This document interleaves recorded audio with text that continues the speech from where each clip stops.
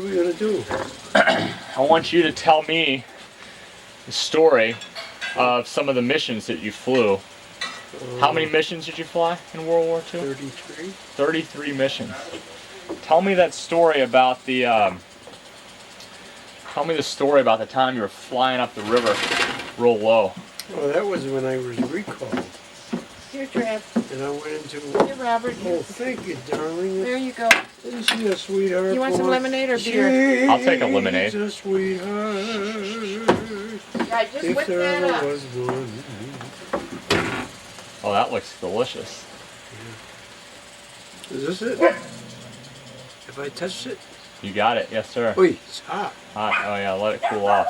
Oh yeah, let it cool. You want some lemonade? Or you didn't like that lemonade much? Yeah, it was alright. It's alright? I like anything, everything. There's never a problem with me. I'm very... They used to call me... You know what they used to call me? Mr. Easy. All my customers called me Mr. Easy because no matter what they did, that was okay with me. Now, you told me that sometimes they would want to order... They'd want to order in a smaller shipment size, or... Don't worry about it, I'll get it for you. And I used to get on the telephone, I used to scream at Ted, and I say, I don't care what your minimums are, I want to get my customers what I want to get them. And they finally said, okay, Bob, I'll give it to you. They were very nice. You can ask Edie because Where's your napkin? I don't know. Where's your God, take something to eat. Here. It was too hot for him. We're going to be in a movie, Edie, pretty soon. We are. What kind of a movie? I don't think so. So, Papa, who was your favorite customer?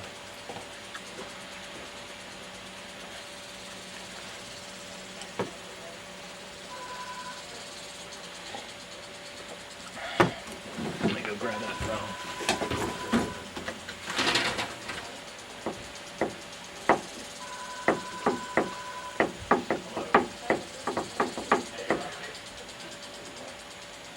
Travis. I'm good, how are you?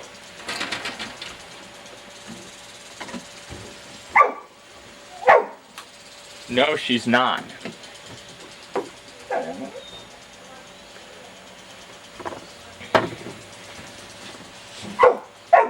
She gave Katie a present last night. Hey. Papa Bob, tell me about the time that you were flying and your encounter with the Tuskegee Airmen. Oh, that was when we were on our mission. And we dropped our bombs and we were at Moose Beer Bomb. That was in Austria. Hello? Yeah. What's up, Kehoe? I mean, you know. Alright, Papa Bob, we keep getting interrupted. Was that Spencer? That was Kehoe, Mike Kehoe. I want you to tell me about this Tuskegee Airman. What was the guy's name you met? James John did. John Chamberlain. John Chamberlain. Tell me about that mission. We took off, got to target, dropped our bombs, Where? and started back to base. Where were you flying out of? Venezuela. That's between Barry and Foggia. Southern part Was of it a night mission or a day mission? all day. All day. How long had you been up in the air? How far away was the target from the base? The whole mission was about 10 hours. That was 5 hours up and 5 hours back. And we dropped our bombs and then we left the target and we started back to base. Oakley Davis from Virgins, he lived in Virgins here. I would like to get in touch with him, but I think he's not there anymore. Anyway, excuse me. Best to bear the shame, bear the pain. Squeeze the gas, but it must pass through the mouth or through the ass. Well, Oakley says to me, Lieutenant, he says, there's a bandit at 11 o'clock. I looked up and Sure enough, there was a brand new Messerschmitt 212. I know it was a 212 Messerschmitt because we just studied it in class before we went on our mission. We used to study all the new airplanes that were being That was a pretty good airplane. the 212 Messerschmitt. I guess it was. It came at us when Oakley said to me, Lieutenant Bennett, at 11 o'clock, it was already on its way down. It had a speed of about 650 miles an hour, but flying down on us, it probably was going twice. It was probably going twice that fast. Probably going about 1,400 miles an hour. As soon as I said, "Say your prayers, guys," that's when it exploded. Within 20 seconds, right next to my window was an airplane, and it was a P-51. A P-51, so it's a pursuit plane? They changed the name. They changed the name for Korea to fighter. F-51.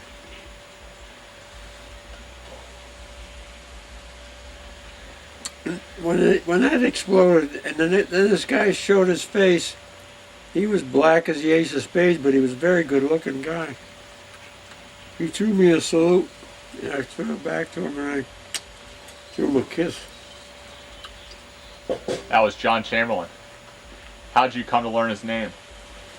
We went after I got down. The colonel says, "That was a good mission, guys.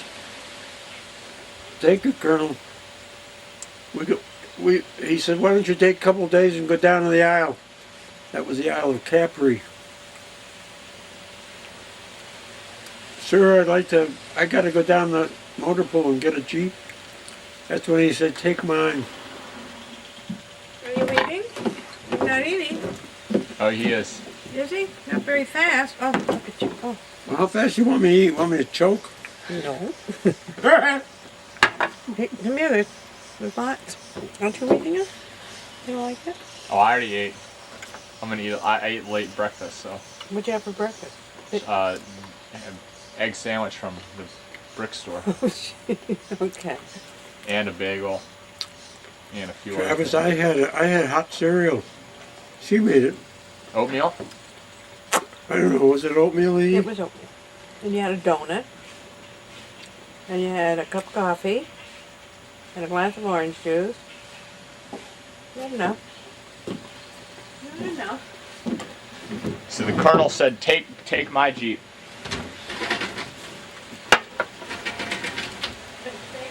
Parmentier was my engineer. Reno was my navigator. Cappy was my bombardier. We piled into that Jeep and we drove 22 miles up the road. All inside the base? No. No, separate base. Oh yeah, it was a separate base. We drove up to where the Tuskegee Airmen were. We didn't know they were the Tuskegee Airmen. We just knew it was. Oh yeah, I guess we knew that.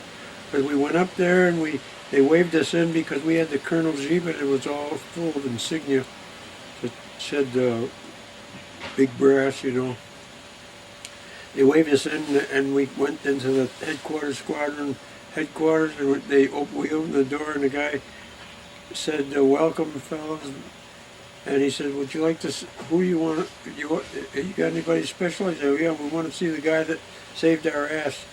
And he says, "Oh yeah," he says. So he got on the handle and he cranked the. They had to crank the phones, and so this guy came down and briefly.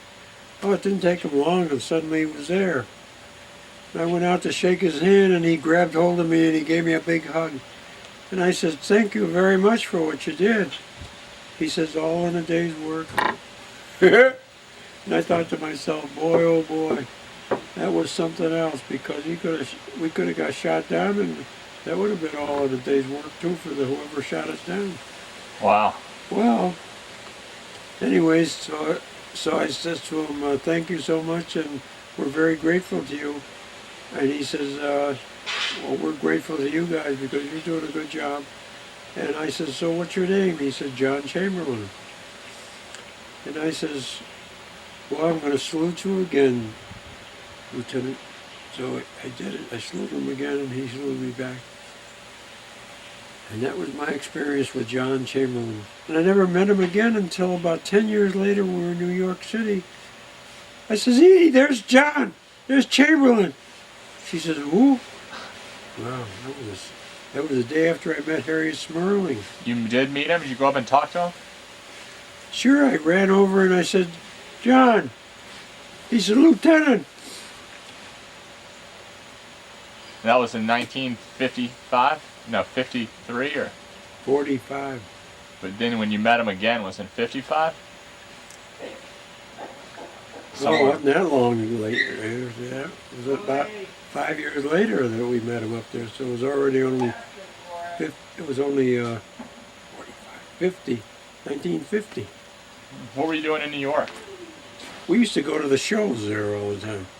I used to take Edie, and I had a friend that had got us tickets for all the shows at cut prices. So I would call him and I'd say, "Can you? I'd like to go see Pajama Game." He'd say, "No problem." He said, "I think I can get you tickets." I used to use his name, and I go up to the window and I say, "I'm calling for so and so," and she'd say, "Oh, I got 2 tickets for you."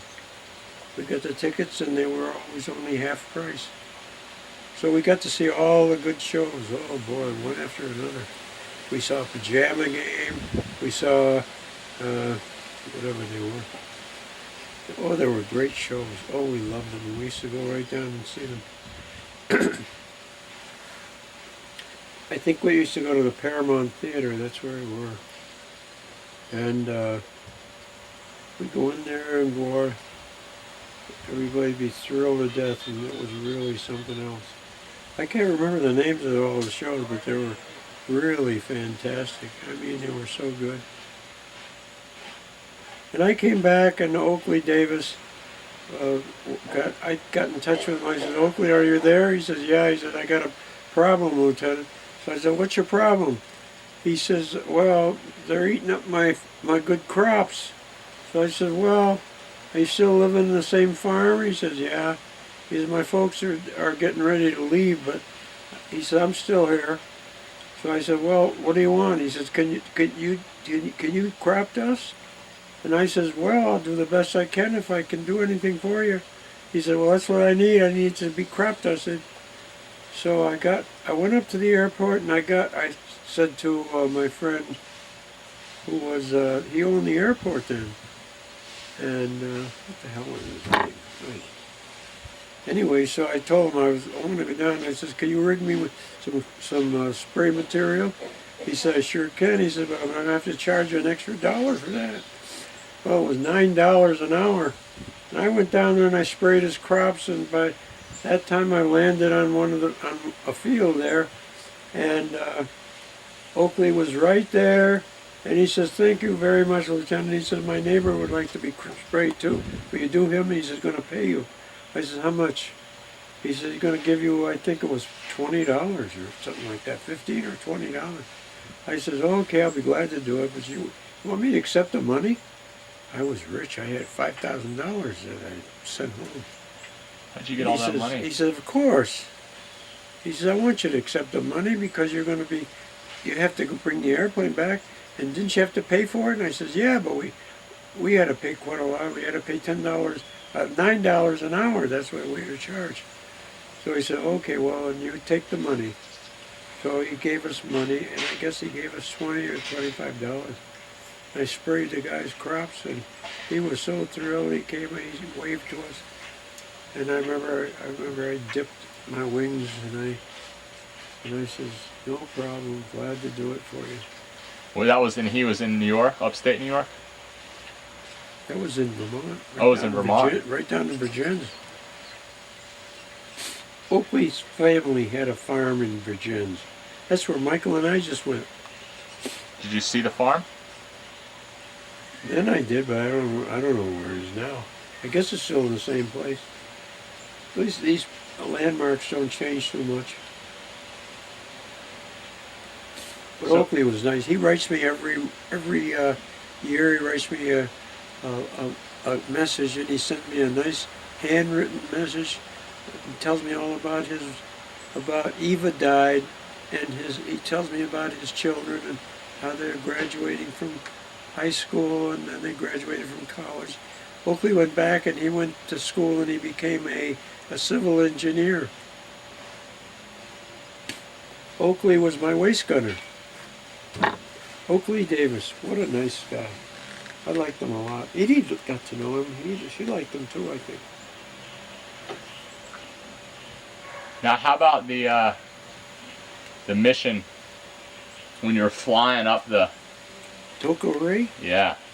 I left Fukuoka, and the commander says to me, he says, "Well, he says, get those bastards." He says, "They're not gonna. The anti-aircraft batteries are not gonna down." I said, "Well, sir, I'll do the best I can." And I flew up in What were you flying? 51, an F-51, the fighter plane. They strapped a 500-pound bomb underneath my fuselage. They strapped it there. They had a release mechanism that I had on my fingers. All I had to do was I had to go down low. Let's play. Throw it on the ground? Yeah. So you had to go down low. So I flew only 50 feet off the water. That's what all the old men in France play. I flew all 50 feet off the water. What's the marker? And I came close and I saw the target ahead. And I thought to myself, oh God, let me hit that bastard because... Yes, darling.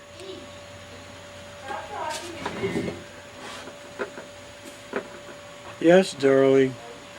You want another piece? Who is it? Oh. So you're flying up the river. You had your finger on the release mechanism for the bomb. I'm only 50 feet off the water. Why'd you fly so low? Because the radar picked us up. So that kept you out of radar? Yeah, I was just under the radar scope.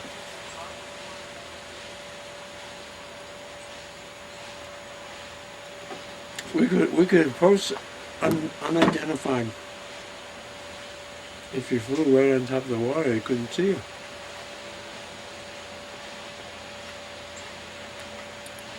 Suddenly I saw the gun emplacement.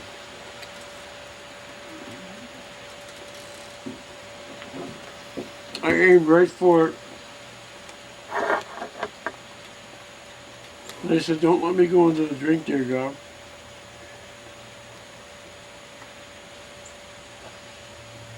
"50 feet off the water, not very fast, not very high, you know." No.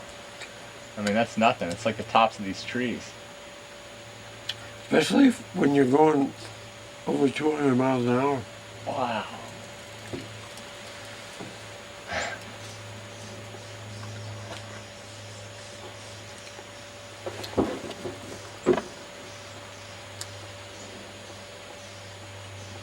I prayed that I could hit the target, and when I pulled my finger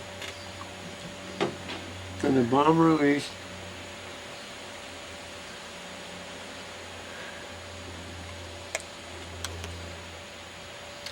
the airspeed of the airplane was carrying me and all the material I had on board, same speed, over 200 miles an hour. It tripped the water and it hit the target plumb. Exploded. Whole thing went up. It's just a whole bunch of flame.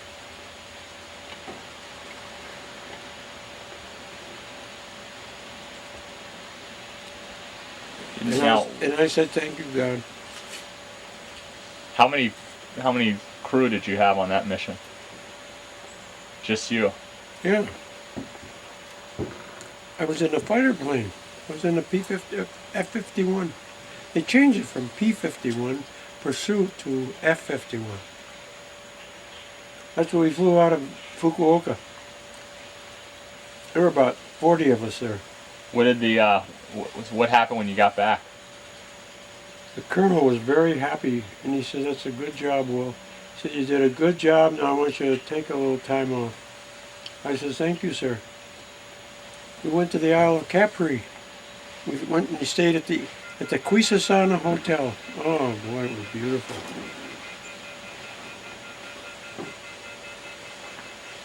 How? Where was that? The Isle of Capri? It's still there. The hotel? Huh? The hotel is still there? Right on the top of the mountain. Wow. The Isle of Capri.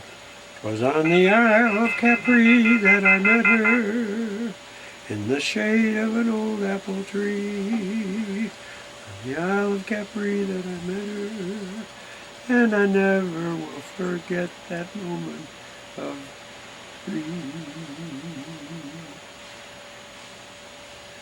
Summertime is nearly over. Above. Rover.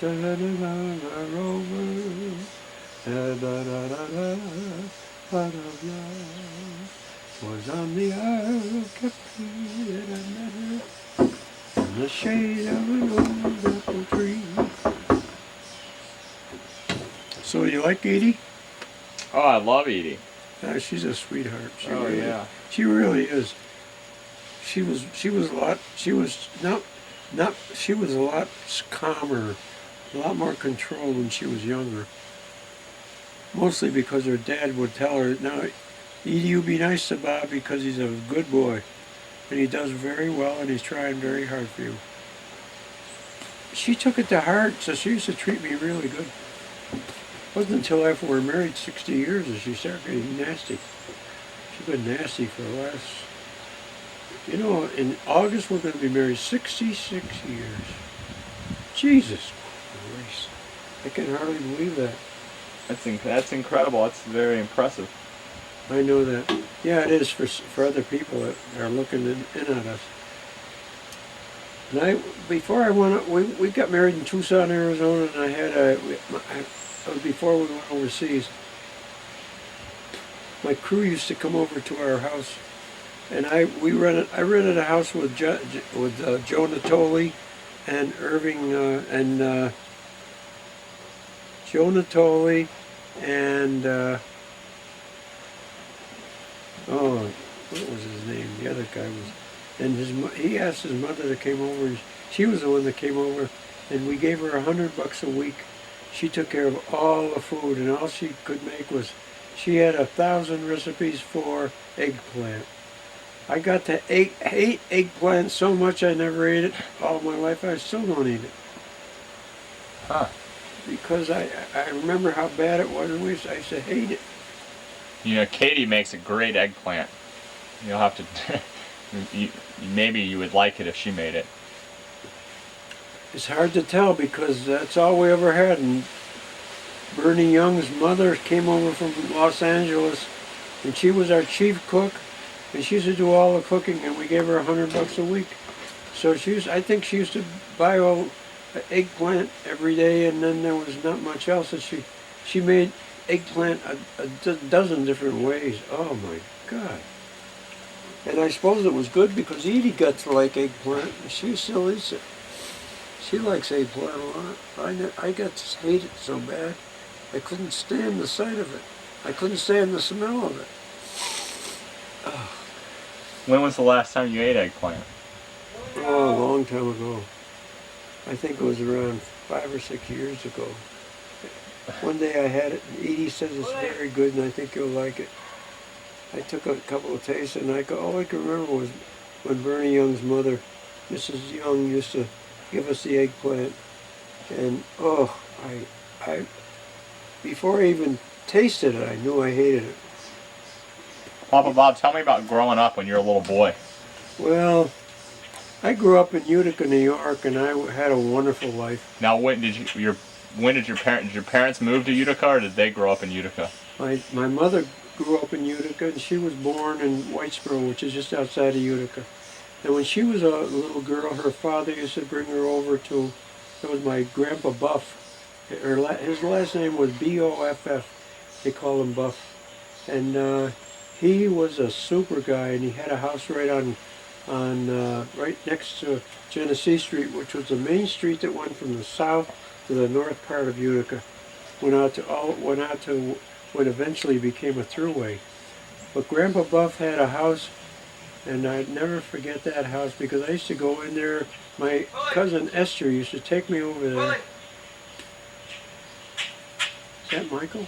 That's Michael. come here. What are you doing over there? What's he doing? He's doing some yard work, I think. He's a good boy. He's a very nice boy. I like Michael, boy. I loved him all the time. I gave him a good education. I took good care of him all the time. He never lacked for anything. I remember when I bought Edie, that first car I bought for her was a Chevrolet Monza convertible. Went down to the I used to go to the Chevrolet station all the time. I used to like to see the new cars. I used to go down there, and a friend of mine, he was a salesman there. And he said, he saw me coming, and he says, Bob, he says, I got a great car for you. And I went in there, and it was $1,900. Well, I said to him, I says immediately, I said, I'll tell you something, Francis. I says, I'm not going to buy that car. He said, why not? He says, too much money. He said, how much you give me for it? I says, well, I'd give you $1,600. He says, you got yourself a sale. Well, he thought about it after a few minutes, and he says, Bob, he says, I think I made a mistake. He checked his invoices and all that. And I says, well, you know something, Francis? I says, you gave me a price. I accepted it. You agreed to it. Now I want that car for whatever you told me I could have it for. Well, you know something? He honored it. I bought that first Monza convertible for $1,600. It was a $1,900 car. Don't get out of here, please. It was beautiful. It was a powder blue. Wow. And Edie looked like $1 million in it. And she was all, had an automatic transmission. They had them in 1940. It was in 1947, I think it was. I got her the car. It was a brand spanking new vehicle. Grandpa, Hello? how are you? Who's that? It's Allie. Allie? Allie, you can come up here, sweetheart. Hi, Grant. Hang on. Allie, come over here, darling. Papa Bob, when did you move up to Vermont? We came up in 1939. It was just before the war started. Oh, got. Sit. And we came up to Vermont because my dad was in the shoe business. And he had 13 stores. And we made it, he had a guy come down from, Hey, if you go to the back, Andy, the girls are napping, just so you know. What's that? If you walk to the back of the house, the girls are asleep, not just so going you know. Hey, how are you? So you came up in 1939. yeah. Guys. And what happened was that my father was in the shoe business. He had 13 stores. And All in Vermont? no, they were In in Utica. New York State, all in New York State. We started in Utica, that was the main store, and then it went out to all over the state, went all the way to Jamestown, New York. That was the westernmost point. And he had a great store in Watertown, New York. That was near Alexandria Bay, which was on the Thousand Islands. And I'll tell you something, it was a beautiful store, and he had the Dr. Locke franchise for this whole, for Utica, and he got it for Watertown too.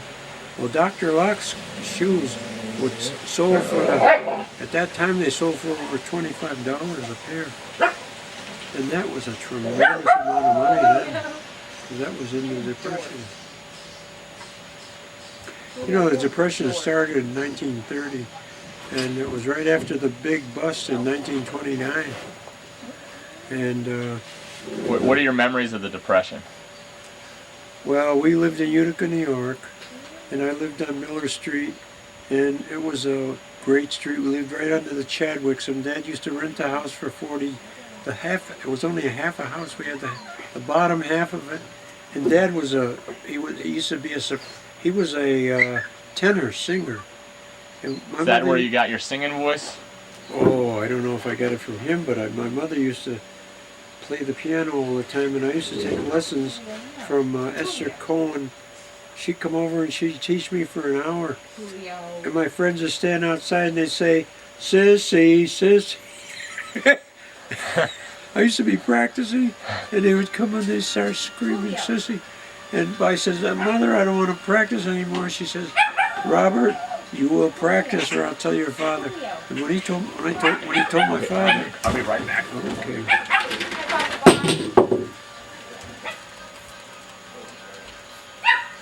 Julio. Julio. All right. This is just talking with Papa Bob. Anyways, when my father would find out that I wasn't being very nice, he would take a strap to me. He had a razor strap. Oh, Jesus Christ. He'd whip me on the back of my butt, Yeah. and oh. I say, "You're killing me, don't do it anymore, please, please." So anyways, so he'd say, "Well, if you behave yourself, I'll stop." I said, "I promise, I promise." And I used to promise, and then I would behave myself. And he'd say, "Whatever your mother tells you to do, you're going to do it." And whatever my mother said to me, I would do. I never argued with her about anything.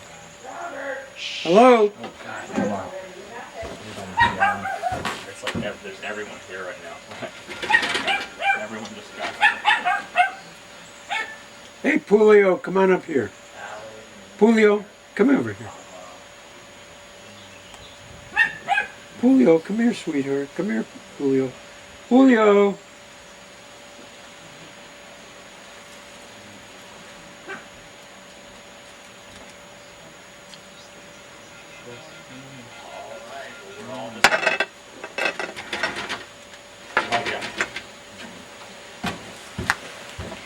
Sorry, Papa Bob. Ah! Well, I get lost in my stories and I don't know what I'm talking to you about. Oh, I just got a big splinter. So, Well, you were telling me, when did you first realize that the depression, that the crash had happened? How did the news spread of the depression? oh, well, it was in 1929, I think, the Depression started. And my father had a... How old were you? 1929, I was probably 60 years old.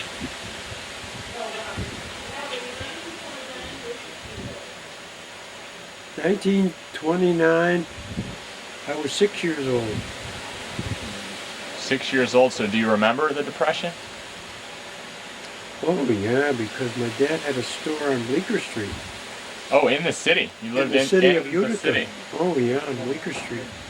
And Dad used to come down and take us. We used to go over to Shinatry's. That was a grocery store. They weren't part of the Depression at all. Hi, Grandma. His mother drove a convertible and had a mink coat during the Depression. Well, big deal. It's because my father took good care of her, just like I took care of you. They knew there was a Depression, but they weren't. Yeah, maybe their lifestyle dropped a little bit. No. Because I've got pictures of them in 1930. How about you, Edie? Do you remember it? No. No. My father was in the furniture You were so business, young. and I remember him telling us that people came. She was 2 years younger than me. People came, and they couldn't make their payments on their furniture. And he said, "Well, you keep it." He said, "It's no good to me." And after this Depression, and they remembered, and boy, they came back in droves. Because They loved her father. Her father was a great What was guy. going to do with the baby care? Charlie was What was going to do with the high fantastic. chair? And they appreciated the fact because Yeah. they were really, How's Allie doing? like What's going on? $20 down and $1 a week. That's really great. That's a real close. And then when my dad died, the secretary came and she told us that my dad had called him in. It was 1936 and told her something new coming out. It's called Social Security. It wasn't quite sure how it was going to work. Who's that girl that came to work for your Lizzie dad? Dillaway. Huh? Elizabeth Dillaway. She came. Elizabeth who? Dillaway. Dillaway. Oh yeah. And she came and she said she went to work for my dad So we in should the call early that- 30s. Your dad was. What was your dad's Charlie name? Cohen. Charles Cohen. David No, Cohen. Charlie wasn't the one that was. He was born in London on his way over. No, his father. His father. His father was. I think I read a history book. Was the first person to import Italian goods into Exactly, the. in the Lower East Side of New York. That's right. That's really cool. Anyways. And that was what was. What is it? Charlie's father was John. Oscar. Oscar. That's Oscar right. Castle. Oscar Castle. Yeah, that's what We now have Eva Castle. Yeah, and we got Marcia Castle, and Elisa Castle, and Marcia Castle, Sarah Castle. and David Castle. How's his foot? Not so good? No. Is it infected, you think? No, You when we love put the my- peroxide on, it you just love my fizzes. father-in-law, Like it's Travis. reacting He was to... wonderful. He was the nicest guy you could ever What happened imagine. to the band? No matter what you said, it was It's better okay if with it gets him. air. He was just a great, Although, no, great, wait a minute. wonderful I was man. told no. Charlie, For 48 when he hours passed later. away, Whenever you have I said prayers for him, and I remember I did it for a whole year. And his wife, Eva, that was Eva Cohen. Anyway, so She's- Elizabeth came to work, and her parents had told her Hey, Andy, that my you grandmother just said tell that Mr. Cohen you'll work until for it's 2 weeks for semi-healed, free it's better to keep it covered because of to be sure he infection. likes you, and that you can do the job. And My dad she got said you she a got present $10 a for her. week, and she paid her parents for room and board, and so at the end of the first year she bought a muskrat coat, and she said, you would have thought my name was On the Vanderbilt. fridge, maybe? Wow. I mean, on top of She the said it was, sink? she thought she was the hottest thing in town. But anyway, Daddy called them all in and told them this is Social Security. And you're going to put in, I'm going to take so much out of your paycheck each week, and I'm going to match it. Julio. And Julio. hopefully No. when you Julio. reach 62 or 65, Julio or That's right, that's when it you'll have happened, some money. Travis. And that, and she said, you know what? Uh-uh. I got Good some thing money. you did. Yeah. I mean, it was compulsory. That's when FDR put it through. Yeah. But we have, somewhere I've got pictures of, Lizzie Dillaway, boy, she must have been really nice. Because your father liked her a lot. she and married Charlie Bishop, Yeah, that's right, Charlie Bishop. and they had 3 children. I knew him through He was with the Howard Bank. Howard Bank. Yeah. You know, those were poor times for poor people. Yeah. I never, you know, we lived in a big house and we had a maid who my mother gave $3 a week. She wasn't black. We had Molly DeFondi. We had no black people in Burlington. No, It was, no. there still aren't very many.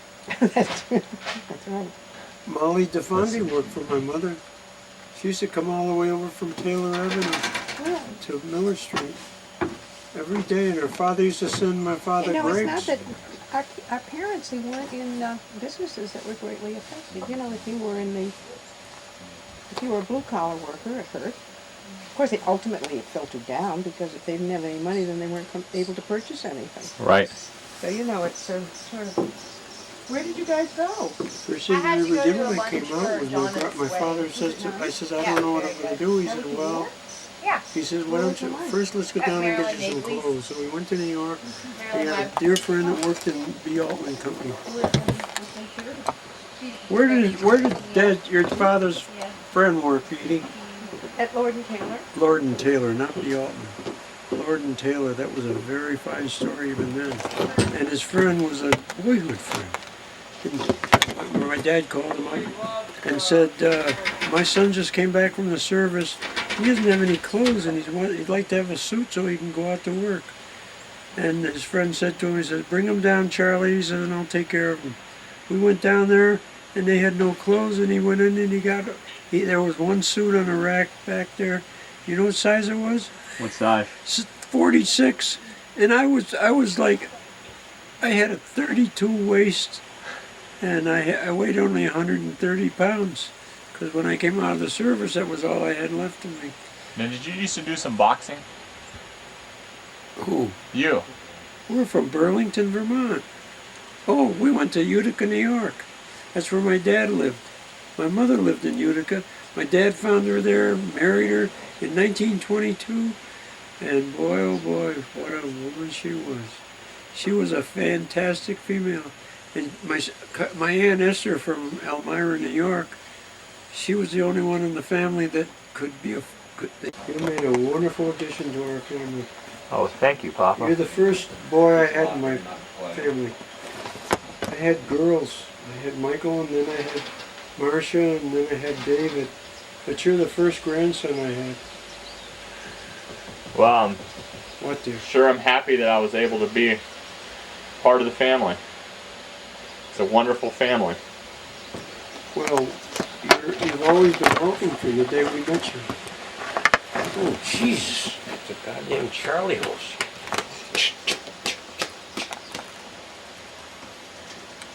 I'm not working, so I don't have any money. And Edie took all my money and she put it in her bank account, so she's got all the money from both of us.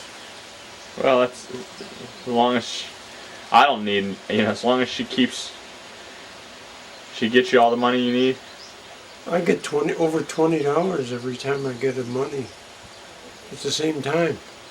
So I don't use any money because I don't even have a credit card anymore. That's my biggest problem. I would love to have a credit card. There's some things that I would like to get. For instance, on television they advertise. I could get a beginning program of Hercules hooks. Ever heard of them? No. Well, you can hang anything up on a wall, and they just go into a type of wall. It's like a wall board, you know. Mm-hmm. And you push down on it with your finger. You don't even have to use a hammer, and it will secure up to 50 pounds. So you can hang all your pictures across the wall. And to get involved in it, it takes $10. But you have to use a credit card to order it. I don't have a credit card. She took it away from me. She says, you don't need a credit card. When I tell her, she said, what do you want a credit card for? I said, well, one thing I like. What? Oh, Christ, she's listening. She eavesdrops on me all the time. I can't talk or I can't say anything, but she's always listening. So I have to be very careful. I know she's spying on me. Ah, shit, she's going to find a way to get me into a nursing home. That's what she'd like to do. I'd like to get away from her before she does that. Wait, boy, goddamn.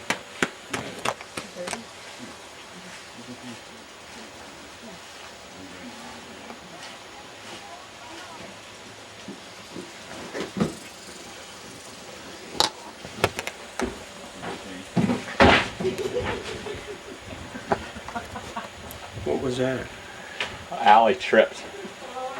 She okay? Oh yeah, she's okay. Oh God, I hope so.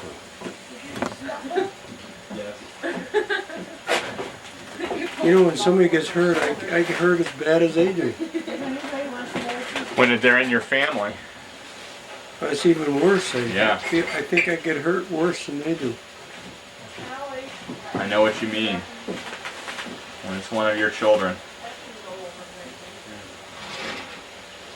I feel bad when anybody gets hurt, but boy, when it's family, that's just so much closer. You'd have loved my grandfathers. They were wonderful. Bill Buff was a fabulous guy. We used to go down to his place all the time. He had this house. Hey, Papa Bob, can I move your seat so that I can sit over there? Because the light's a little better this way. Or you want to sit? You want to sit in this rocking chair right here? Whatever you want me to sit, I'll sit. Here, you sit right here. Okay. Fine. And dandy, sugar candy. Let's see if that's better. Oh yeah, that's better.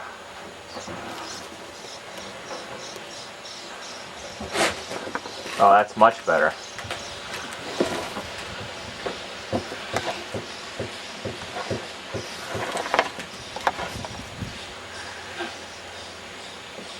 Now, how long have you and Edie been married? Well, in August 7th, it'll be 66 years.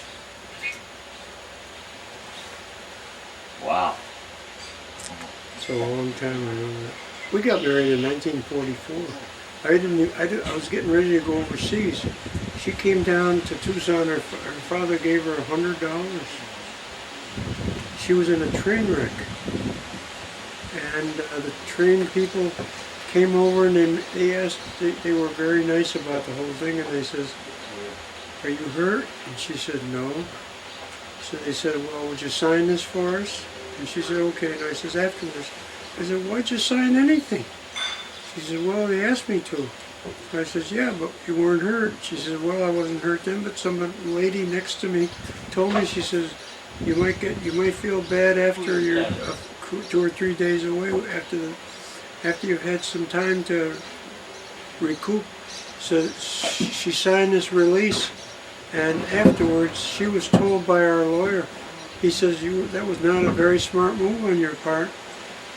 And she said, well, I didn't feel bad.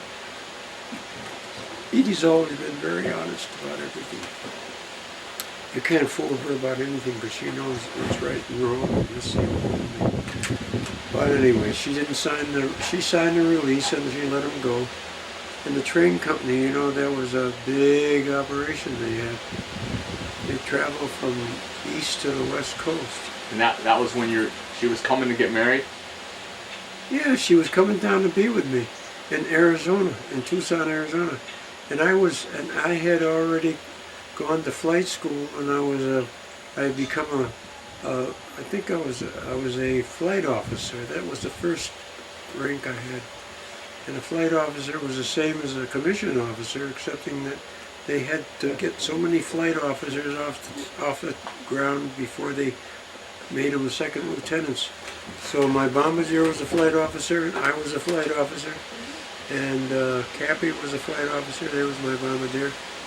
And then we got after our second mission, the colonel said to us, he says, you guys are now second lieutenants. Oh, thank you, Colonel. That was very nice. And after we had our 20th mission, he came and he told us we're all first lieutenants. And that was, at this point, my navigator, Arthur Reno, and Cappy, my bombardier. That's when we got to be first lieutenants. Did you tell Travis when we went to that concert last Armistice Day in Florida? No. And the principal speaker was one of the Oh, veterans of the Tuskegee. Oh, He really? was an 83-year-old, very portly, and he talked about his experiences, how when the blacks first tried to get into the service, they were considered only good for latrine cleaning and KP, but they didn't feel they had the mentality to become pilots or even infantrymen. And the major problem was they didn't know what to do with them. They didn't know where to put them. They couldn't house them with white people. I mean, after all, that had never even been considered or thought about. And he was very, very interesting. We went up and we spoke to him afterwards, and Robert related the incident that he... With John Chamberlain? I don't know. Yes, yeah. But this guy, I obviously didn't know John Chamberlain, but Yeah. he just talked about how big, what a major factor the blacks became. they sure did, boy. Saving the lives of all these guys. Yeah. I mean, they wouldn't let them pilot the planes, but they let them defend them. Here, I want to just clean you off. Michael, Edie, Papa Bob started to tell a story of when you all got married and said you almost walked away. yeah, walking Jimmy, up I'd be the- an old maid. That was dumb. Young and dumb. I got smart in my old age. There you go. Now you look better. You're cleaned up. Oh, Jesus Christ. Thank you, darling. I don't- She's really a Where do you sweetheart. start in this house? It's always something. Ridiculous. Okay, we'll go back. So, I don't know what we were talking about. Well, so tell me about that time. You went. So how'd you ask Edie to marry you?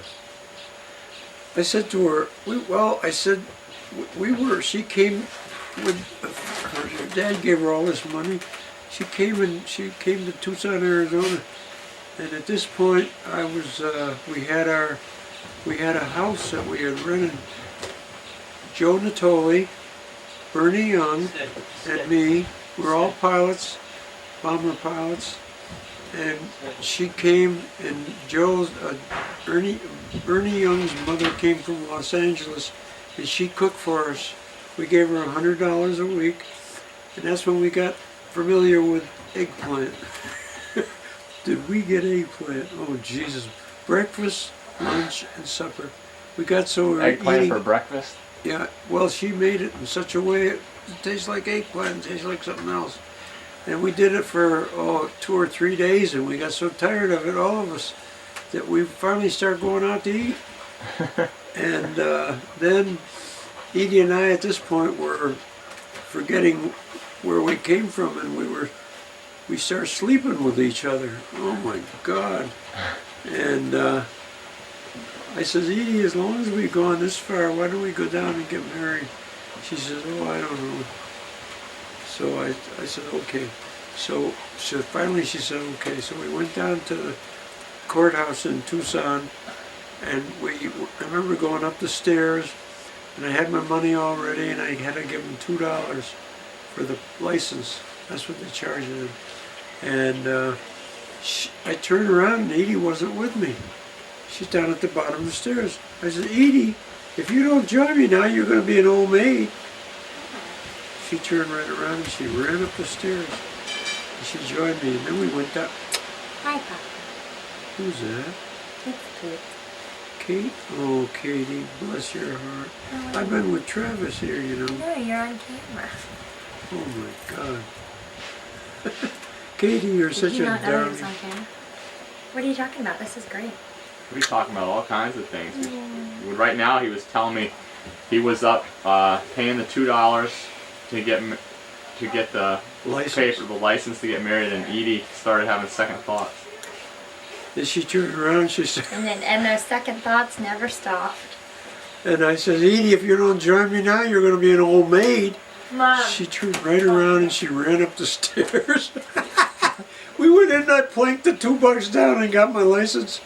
And we went out, and then we went back to base, and we were on Alvernon Way in Tucson, Arizona.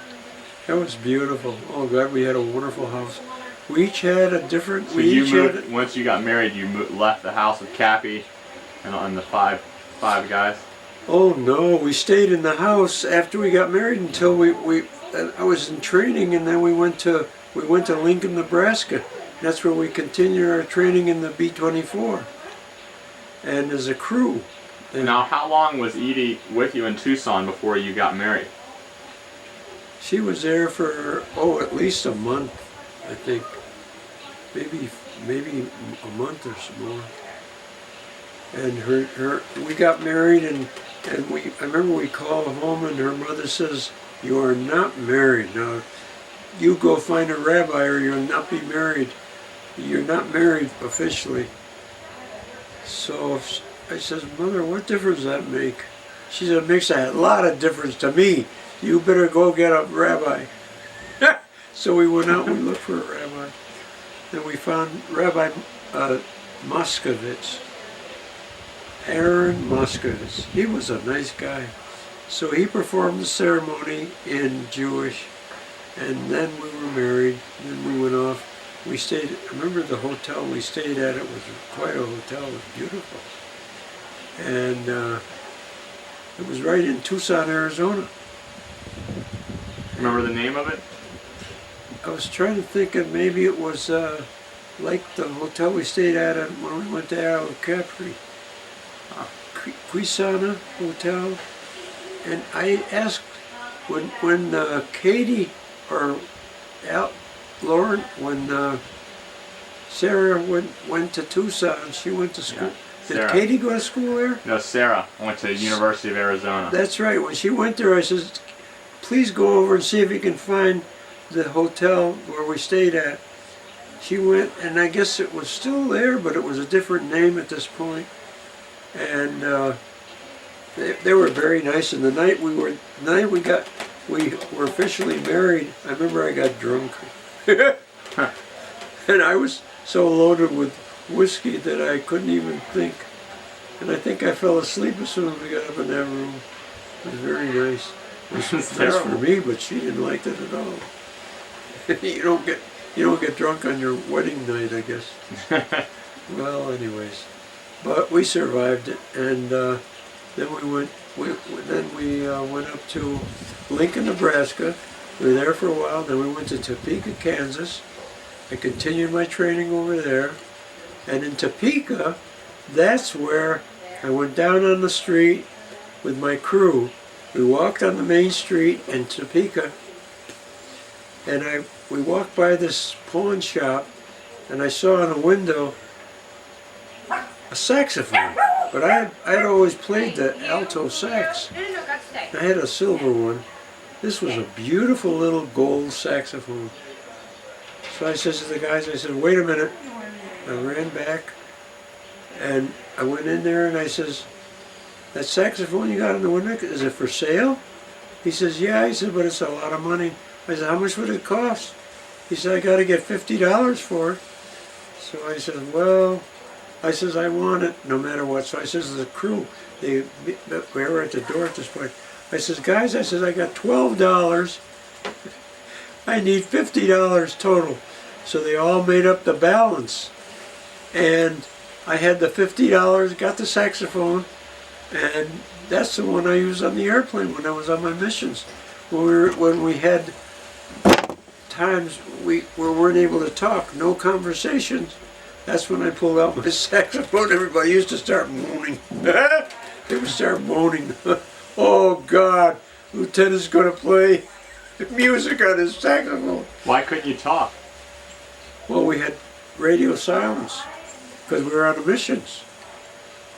And when we were on a mission, we couldn't talk because it would be interfering with anything that would be incoming to the airplane. Oh. And if they were trying to reach us, we wouldn't be able to. They wouldn't be able to reach us because we were talking. So we had to go on radio silence. And all the time we were at every mission, it was the same way. No telephones. We couldn't talk. And we had our telephones were all wired to our ears so that we didn't have to. We could fly, but we didn't have to pay attention to our telephone to the phones because they were stuck. They were earphones. You know, they were plugged into our ears. In your helmet? They hung over our ears, just like these glasses do. Did you wear a helmet? Well, we're supposed to, but I didn't. I didn't because it was cold. The only reason I wore it was because it kept me warm. But boy, it was cold up there. We used to fly about 25,000 feet. And boy, when you got over 20,000 feet, it got colder and colder. And our heated suits were good, but they weren't that good. And it would be always very chilly. That's how come I started getting cold all the time. Uncle Bob, what's your favorite thing that Edie cooks for you? She used to do a wonderful job cooking, what did she used to cook that was so great? Kate? Edie? Is she there? No, I don't think so. Oh. She walked off. She said she spies on you? Yeah. She overhears everything I say. I can be thinking of something and suddenly I start talking. And all of a sudden she said, "What are you talking about? What's your problem?" I said, "Well, where'd you come from?" She said, "I've been here all the time." Oh my God! I said, "Well, I need privacy. I need to be alone." And I remember, did you ever meet Mayor Goldberg? Yes. Well, Mayor he worked for a guy, Buddy Zace. Buddy's about 95 now. He's still alive. And he worked for him, and is that your phone? It's Sarah Castle. You want to talk to her? Sure. Sarah, where are you? Where? You're frying onions? Whereabouts?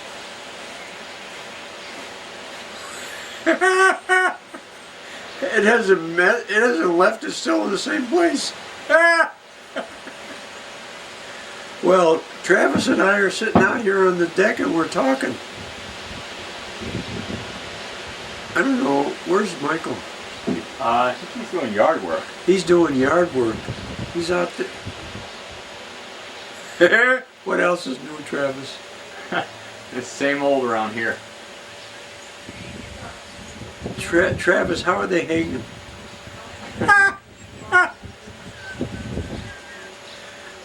When are you gonna come home?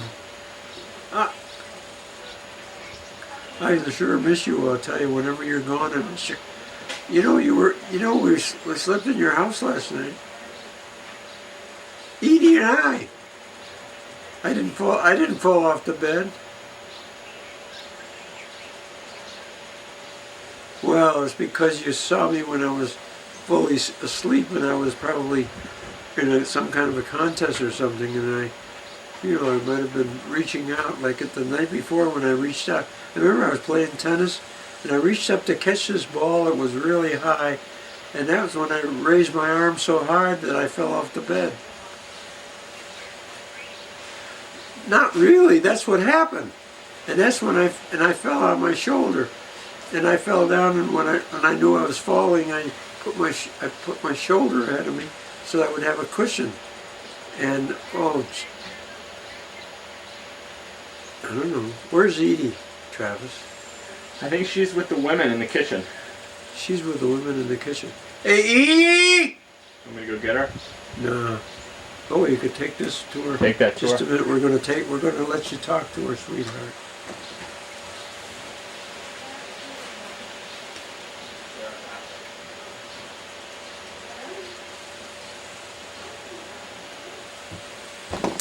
Thank you, Travis.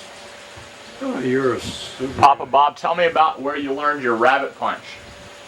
Well, when I was, I had a dear friend across the street, Maury Kaminsky. He used to come over every day. He used to beat me up. And my dad came in the yard one day when he was beating me up, and he pulled Maury off of me, and he said, "Maury, what are you doing that for?" Maury said to Mr. Woolley, he says, "He needs it." Maury used to beat me up every day. My mother get me ready to go to synagogue, and if Maury saw me out there and I was all cleaned up, he used to come over and he'd beat me Colonel, up. what's up? Nothing's up yet. Come on over so you can hear it. We're in the middle of a big discussion. Where the heck is Michael? Where'd he go? He's doing yard work. Oh, that's a good place. Yeah. That's a good thing because somebody has to do it. That's right. He might as well do it because it's good exercise for him. Plus, he has to have good muscle tone, and that's the way you can get it. Plus the fact he has to keep his brain working good because he's a very responsible fellow. Michael's a good boy. Everybody likes Michael a lot. Michael could have been tax commissioner here twice. In 2 administrations they wanted him. Michael wouldn't go. He didn't do it. They invited him, and Michael said he went up to Montpelier the first time,